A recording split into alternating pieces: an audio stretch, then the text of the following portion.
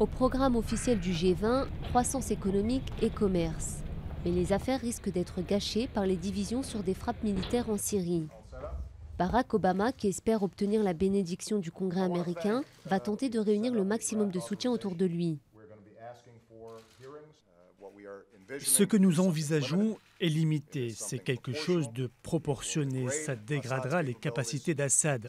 En même temps, on a une stratégie plus large qui nous permettra d'améliorer les capacités de l'opposition, permettre au final à la Syrie de se libérer elle-même de cette terrible guerre civile, des morts et des activités que nous avons pu voir sur le terrain.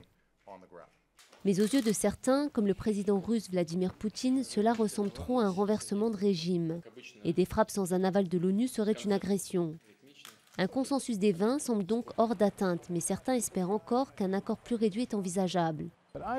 Je crois que Poutine peut être convaincu par l'Inde, le Brésil, le Japon et tous ceux qui seront présents au G20.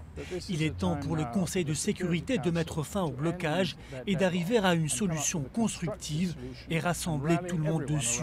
Retirer toutes les armes chimiques de Syrie et il en découlera un cessez-le-feu. Le Premier ministre britannique David Cameron a été désavoué par son Parlement et a dû déclarer forfait pour la participation de son pays aux frappes.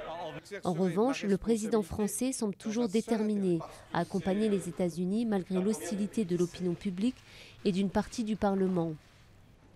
Une telle utilisation, gazer une population, ce crime-là ne peut pas rester impuni.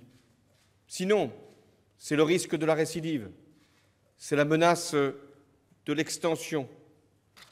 Après Saint-Pétersbourg, Barack Obama regagnera les États-Unis pour poursuivre sa campagne de persuasion auprès des parlementaires.